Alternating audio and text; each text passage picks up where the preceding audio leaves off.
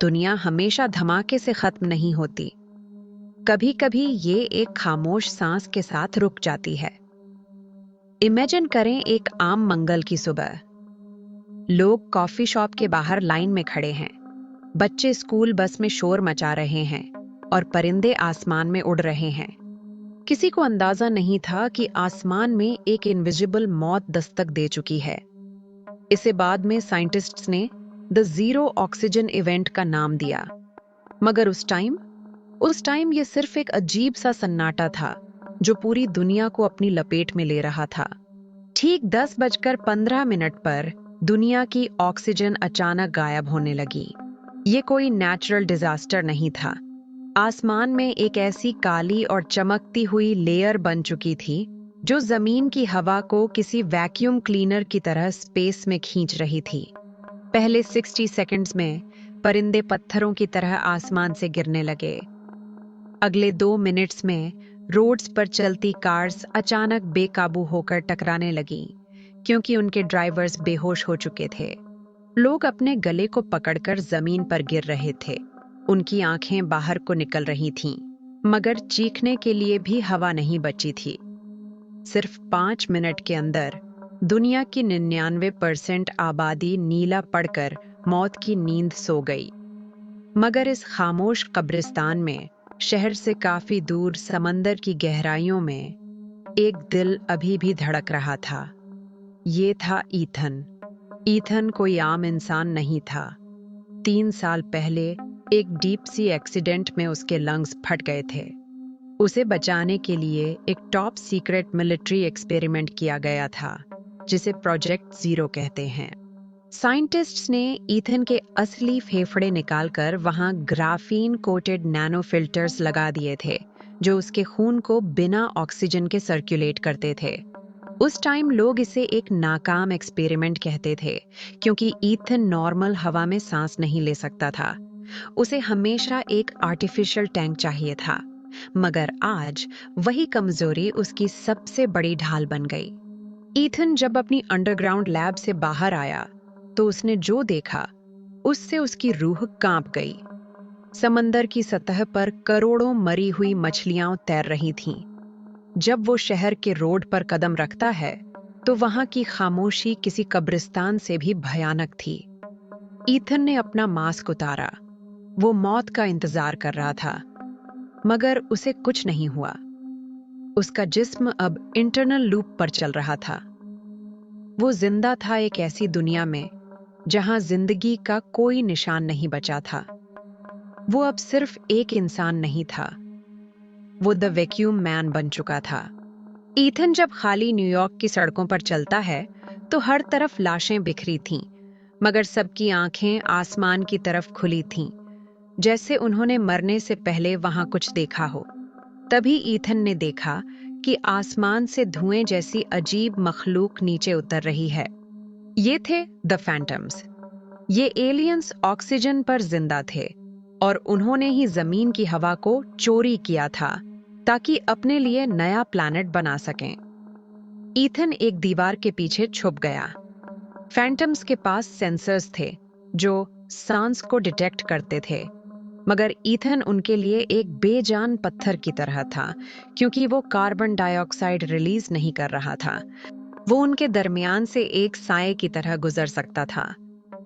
तभी ईथन के पुराने रेडियो से एक फटफटी हुई आवाज आती है।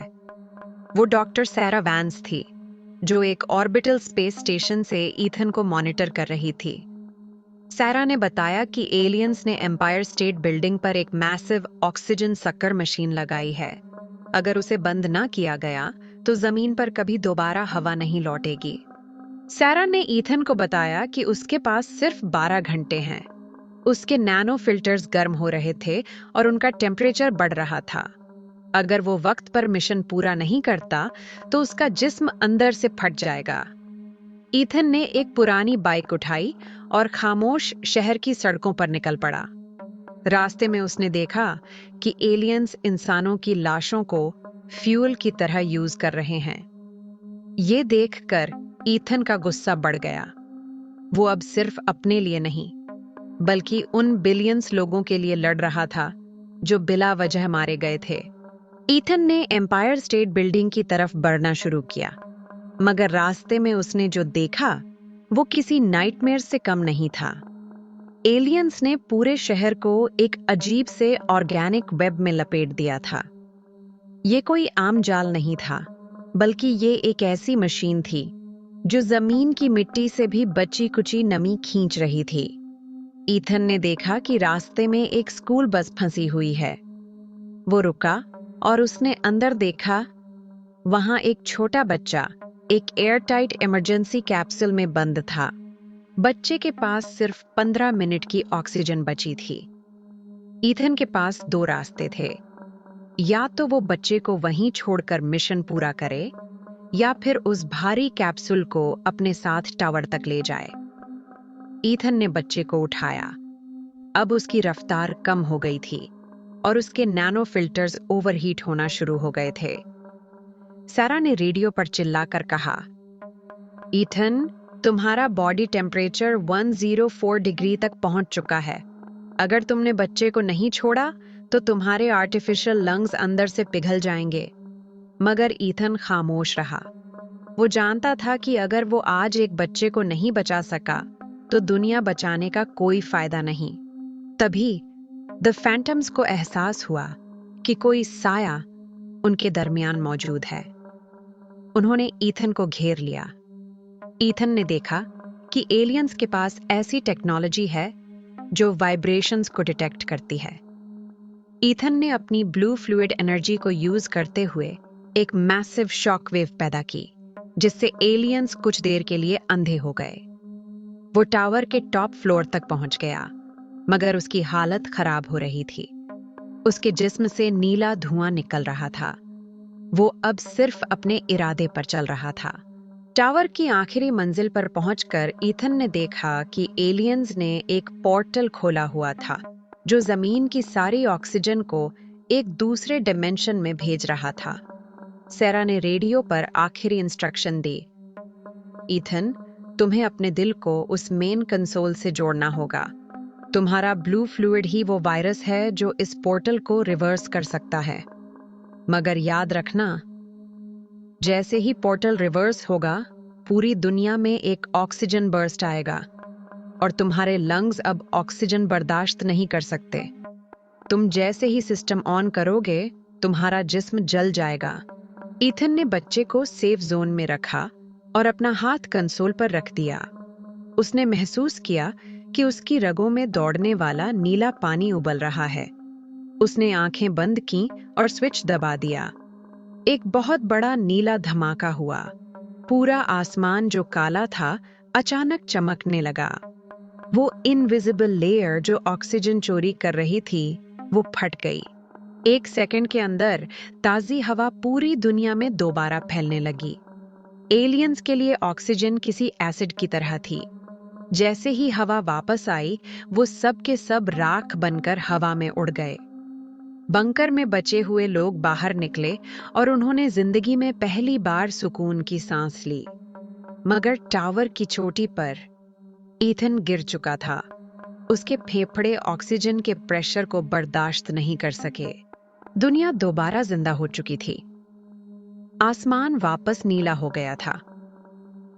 सारा जब रेस्क्यू टीम के साथ टावर पर पहुंची, तो वहां सिर्फ वो बच्चा जिंदा मिला जो ईथन ने बचाया था। ईथन वहां नहीं था। सिर्फ उसका पुराना डाइवर मास्क और कंसोल पर जले हुए हाथ का निशान बचा था। लोग कहते हैं कि ईथन मर गया, मगर कुछ लोग मानते हैं कि वो आज भी उन गहरे समंदरों या उन अंधेरी जगहों में मौजूद है जहां हवा नहीं पहुंचती। वो दुनिया का पहला और आखिरी वैक्यूम मैन था, जिसने अपनी आखिरी सांस देकर पूरी इंसानियत को दोबारा सांस लेने के काबिल बनाया। आज भी जब हवा में हल्की सी ठंडक महसूस होती है, तो लोग उस वैक्यूम मैन को याद करते हैं जिसने मौत को मात दी थी। तो दोस्तों, ये थी आज की वीडियो। उम्मीद है आपको हमारी ये वीडियो और मेहनत जरूर पसंद आई होगी। ऐसी ही मजेदार और हैरत अंगेज वीडियोस को देखने के लिए हमारे चैनल द मूवी रिकैप को सब्सक्राइब करें और वीडियो को लाइक और शेयर करना मत भूलिएगा। मिलते हैं अगली वीडियो में एक नए ट्विस्ट के साथ। तब तक के लिए अपना ख्याल रखें।